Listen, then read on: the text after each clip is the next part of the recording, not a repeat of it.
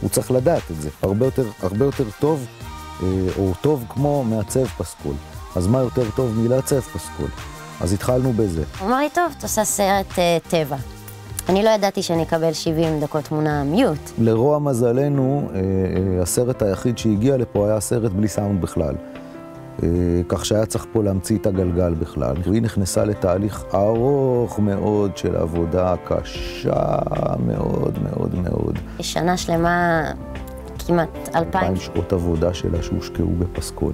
חודש וחצי מיקס, חודש וחצי הקלטת פוליז, לילות של בלי שינה. עשיתי הרבה סצנות שישראל בא, הסתכל וזרק את הכל לפח. ומדברים עליי הרשע הגדול שבא ופירק לה את זה כל פעם, תשמעי, זה לא טוב, זה לא זה, זה לא מה שצריך, טוב, תתחיל להיות פעם מההתחלה.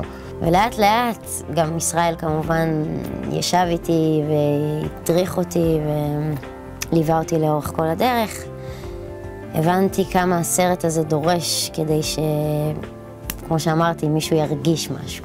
שם סצנת אהבה בין זוג חתולים, אז כשהייתה בלי סאונד, אתה לא באמת הרגשת את האהבה. אז הוספתי את הגרגורים, ואת היללות, ואת הכאב, ואת החשחושים של הגוף שלהם. והכל מהדמיון? בהכל מהדמיון. זאת אומרת, זה הרבה שלי בתוך הסרט.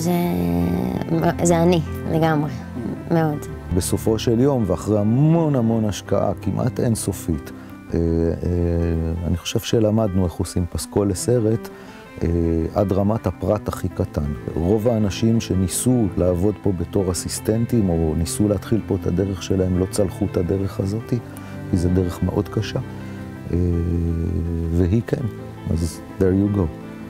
וגם אתה מסתכל על ההתקדמות על פני שנתיים, מצד אחד היא עצומה, מצד שני, זה לא שאחרי שנתיים קיבלת מיקסר שיכול להיכנס, לשאול מתי ארוחת צהריים ולעשות את העבודה.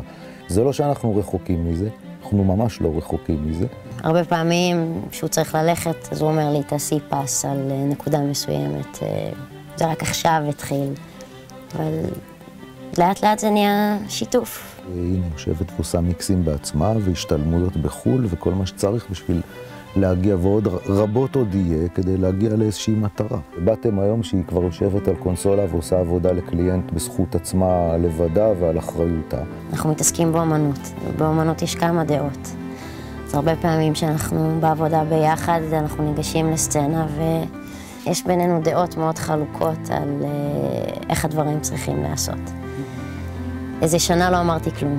ורק ספגתי וספגתי מישראל, מג'ון ומאלכס. והיום אני המון גם מביע את הדעה שלי במקום. היו דברים שהיא הביאה משיעורים של פוסט-פרודקשן או מדברים של פוסט-פרודקשן, שחלק מהם היה לעניין.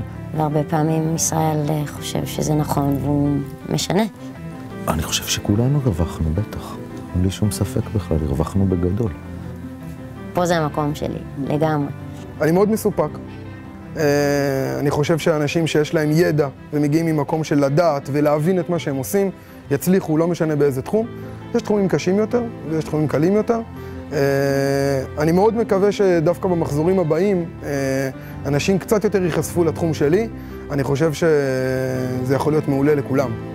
בשלוש שנים האחרונות, כל מי שהצטרף ל-QA היה ממכללה כלשהי עם הפורמט של ההנדסאי. אני מאוד נהנית לערוך, אבל החלום שלי זה היה להיות מיקסרית. בתחום המוזיקה בארץ אין בדיוק דבר כזה שנקרא מיקסר. אתה גם טכנאי, אתה גם מקליט, אתה גם מפיק. זה מאוד מעניין, אבל נראה לי שכל בן אדם צריך להגיע לאן שהוא הגיע.